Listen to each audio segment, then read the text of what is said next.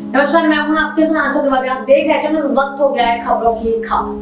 Corona जिसने पूरी दुनिया में तहस नहस मचा रखा है, ऐसा कोई भी देश या राज्य नहीं बचा है जहां कोरोना का प्रकोप ना हो और किसी ने अपनी जान न गंवाई हो। देश में लगातार डरावने आंकड़े भी सामने आ रहे हैं। लोगों के लिए जितनी भी सुविधाएं की गई थी सब कम पड़ता नजर आ रहा है, लेकिन कोरोना का सबसे ज्यादा मामला महाराष्ट्र में सामने आ रहा है।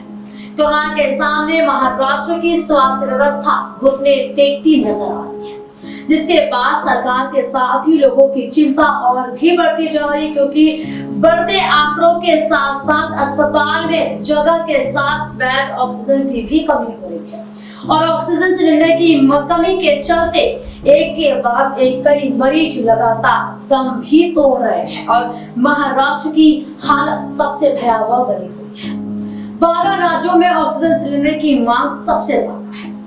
देश के 12 राज्यों में कोरोना संक्रमण की स्थिति गंभीर है।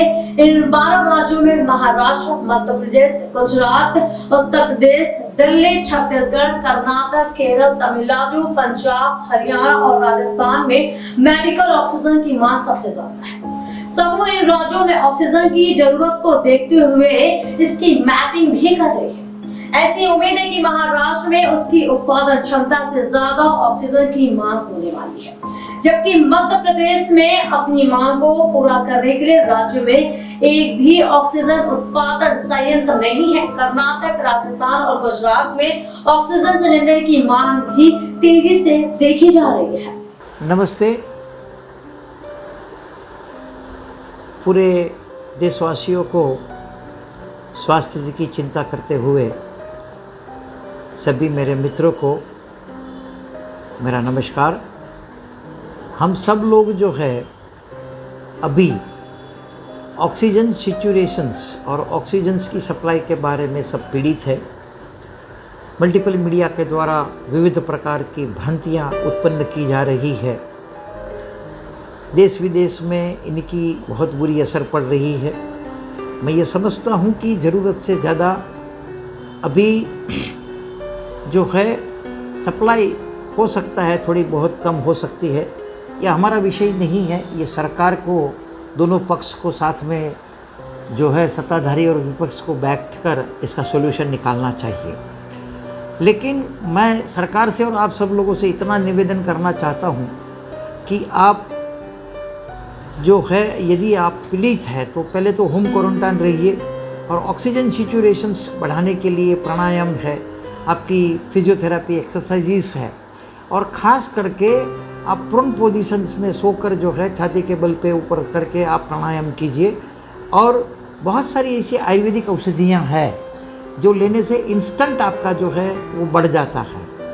तो मैं आप सभी लोगों से ये प्रार्थना करना चाहूँगा कि आप तज्ञों के द्वारा वो आप करें और ऑक्सीजन सिचुएशन मेंटेन करने के लिए जो आयुर्वेदिक हमने जो देखा है, तो ये 3 चीज़ है, थाइमोल, मेंथोल और कपूर, इसके साथ में अजवाइन, लौंग इत्यादि रखकर जो है आप उसकी पोटली बनाते सूंघते रहिए। तो अगर आपके नाजल कंजेशंस है, साइनोसाइटिस है या ब्लॉकेज है और उसकी वजह से यदि आपको जो ऑक्सीजन सिचुएशंस थोड़ी कमी हो रही है तो उसमें तुरंत इजाफा होता है। बहुत सारे वीडियो इसके ऊपर आ चुके हैं, प्रैक्टिकली भी आप देख चुके हैं। मेरा कहना यह है कि आप ऐसे स्वस्थ जीवन शैली जिए जो आयुर्वेद में और आयुष गाइडलाइन जो मिली है उस हिसाब से यदि आप जीते हैं तो आपको ऑक्सीजन की सिचुएशंस कम मिलेगी, नहीं होगी।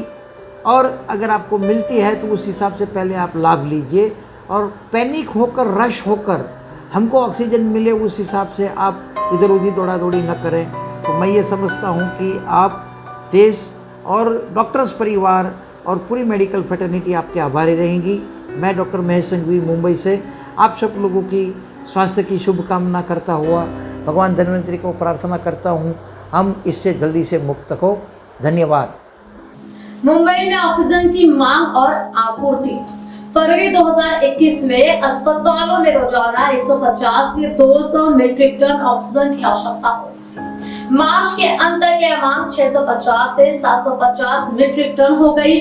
वहीं 6 अप्रैल तक यह खपत 777 मीट्रिक टन को छू चुकी थी। महाराष्ट्र की अधिकतम उत्पादन सीमा 1250 मीट्रिक टन ऑक्सीजन प्रतिदिन है। महाराष्ट्र हर दिन गुजरात से 30 से 50 मीट्रिक टन ऑक्सीजन प्राप्त कर रहा है और छत्तीसगढ़ से प्रतिदिन 50 मीट्रिक टन से अधिक ऑक्सीजन लेने की तैयारी है।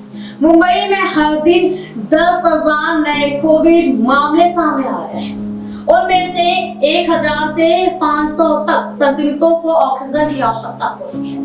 आज हाल यह है कि मुंबई के अस्पतालों में 8,481 कोविड मरीज ऑक्सीजन के सहारे हैं। 30 मार्च 2021 को महाराष्ट्र सरकार ने ऑक्सीजन के औद्योगिकी उत्पादकों को निर्देश दिया था कि वे चिकित्सा और दवा उद्देश्यों के लिए 80% आपूर्ति रिजर्व करें, जिसके बाद भी ऑक्सीजन की आपूर्ति को पूरा नहीं किया जा सक रहा है और लगातार ऑक्सीजन की मांग इन 12 राज्यों में बढ़ती ही जा रही है। देश में रोजाना 7,121 मीट्रिक टन का उत्पादन। इस समय देश में रोजाना करीब 7,127 मीट्रिक टन ऑक्सीजन का उत्पादन हो रहा है। जरूरत पड़ने पर स्टील संयंत्रों में बचत के रूप में रखे गए ऑक्सीजन का भी इस्तेमाल किया जा रहा है। देश के पास प्रतिदिन 7,127 मीट्रिक टन ऑक्सीजन का उत्पादन करने की क्षमता है और AG2 के निर्देश पर संयंत्र पिछले 2 दिनों से अपनी क्षमता का 100% उत्पादन भी कर रहा है। 50,000 मीट्रिक टन से ज्यादा ऑक्सीजन का स्टॉक मौजूद है। 12 अप्रैल को देश में मेडिकल ऑक्सीजन की खपत 3,842 मीट्रिक टन थी। यह प्रतिदिन के उत्पादन का 54% है। इसके अलावा देश के उत्पादन संयंत्रों के पास 50,000 मीट्रिक टन से ज्यादा ऑक्सीजन का स्टॉक मौजूद है। जिन राज्यों में ऑक्सीजन का उत्पादन नहीं होता है वे दूसरे राज्यों पर ऑक्सीजन के लिए निर्भर है। दिल्ली में ज्यादातर ऑक्सीजन की सप्लाई हरियाणा से होती है। पंजाब भी हरियाणा से ही ऑक्सीजन लेता है। उत्तराखंड राजस्थान को ऑक्सीजन का सप्लाई करता है। भारत में एक दिन की ऑक्सीजन की मांग 2,000 मीट्रिक टन है। उत्पादन क्षमता 6,400 मीट्रिक टन है, लेकिन इसका उपयोग अन्य उद्योगों द्वारा भी किया जा सकता है। प्रतिदिन कोरोना के मामले बढ़ने से ऑक्सीजन की मांग भी अब तेजी से बढ़ रही है, जो सभी के लिए कहीं ना कहीं एक समस्या भी बन रही है। लेकिन इन सब के बीच सवाल यही उठता है कि देश में कोरोना का यह दूसरा लहर है। बावजूद सरकार ने स्वास्थ्य व्यवस्था को लेकर कोई ठोस कदम नहीं उठाया, जिसका भुगतान आज एक बार फिर आम लोगों को करना पड़ रहा है, क्योंकि 1 साल से कोरोना का कहर है और समय रहते अगर सरकार कोई कदम उठाती तो आज जो यह स्थिति है और लोग काफी दिक्कतों का सामना कर रहे हैं वो नहीं करना पड़ता। और लगातार राज्य और केंद्र सरकार के बीच में जो आनाकानी की जा रही है उसका भुगतान कहीं ना कहीं देश की जनता कर रही है। राज्य सरकार सभी मामलों को लेकर केंद्र सरकार को जिम्मेदार ठहरा रही है तो केंद्र सरकार राज्य सरकार को, लेकिन दोनों की जिम्मेदारी बनती है कि किस तरह से इस महामारी से निपटा जाए और जो हमारा स्वास्थ्य व्यवस्था है उसको दुरुस्त किया जाए, जिससे जो आम जनता मर रही है उनको कहीं ना कहीं राहत मिले, क्योंकि ये जो कोरोना का दूसरा लहर है वो काफी भयावह है और इससे लोग कहीं ना कहीं कई सारी दिक्कतों का सामना कर रहे हैं और लगातार जो स्थिति है वो भयावह होती जा रही है, जिससे हम सभी को बचने की आवश्यकता है। तो ये हमारा खास खबर, देश और दुनिया की खास खबरों के लिए बनी रही है खबरों की खबर में। तब तक